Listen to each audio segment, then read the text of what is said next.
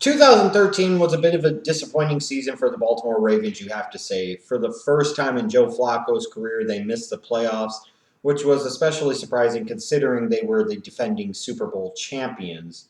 But 2014 saw the Ravens kind of get back to a little more of business as usual. Now, granted, they finished third in the AFC North, but the North was a really tough division in the AFC. By far the best division in my mind in the AFC, no question about it. I mean, it took 10 wins to finish third in that division. And if the Browns wouldn't have imploded late, that division would have looked even better. And you might be making an argument that they were the best division in football. And maybe you still make that argument. I don't know. But again, it got back to more of business as usual for the Ravens. They won double-digit games. They found a way to get into the playoffs. And then once they got into the playoffs, as they've so often done behind Joe Flacco, every time they get into the playoffs, they win at least one playoff game. They knocked off the Steelers 30-17 in the wild card round. Le'Veon Bell, no Le'Veon Bell, doesn't matter. The Ravens got the job done on the road in the playoffs. That's impressive. Then they took their tails up to Foxborough and almost beat the New England Patriots. They had two 14-point leads in that game and found a way to let both of them slip away, losing 35-31. So when you look at this Ravens team, they got back into the playoffs in 2014 after missing them for the first time since 2007.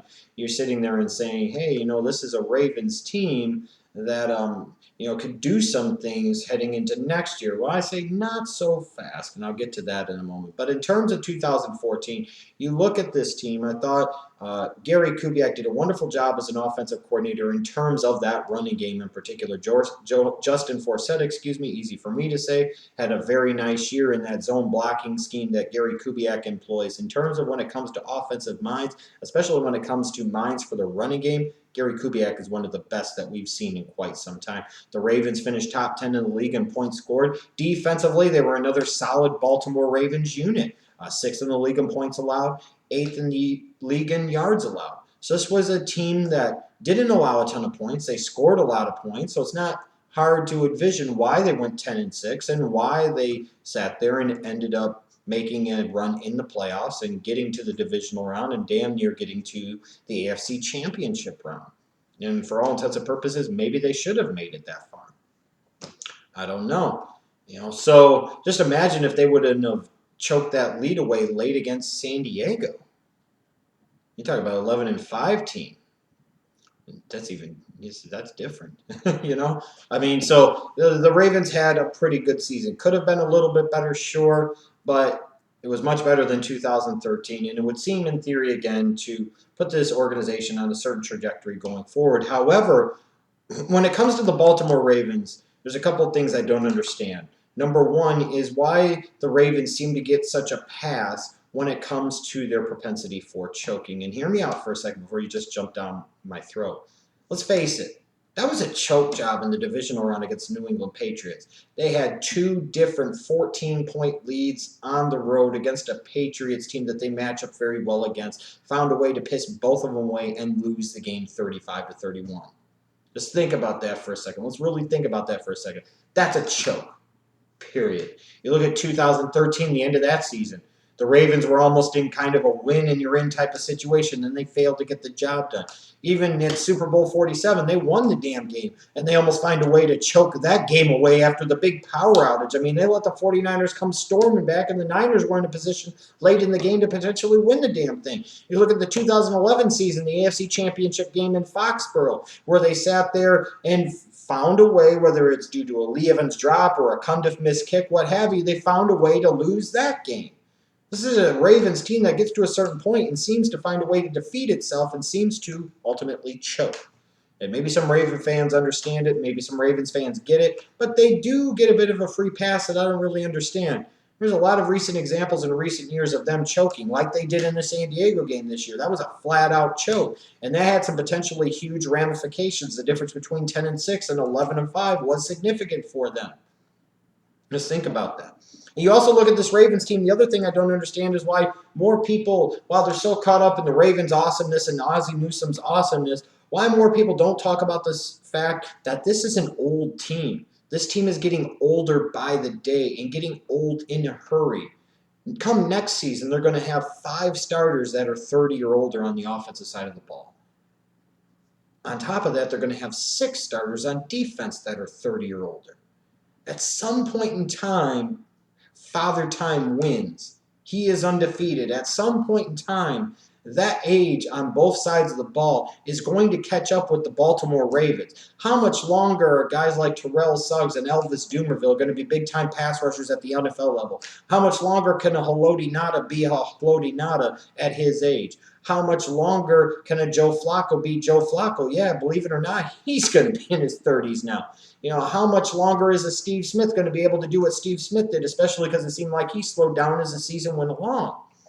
Now, this is a Ravens team, I think, that's potentially in line for a huge regression in 2015 because of the fact that they're aging in a lot of areas on both sides of the ball and not in a good way.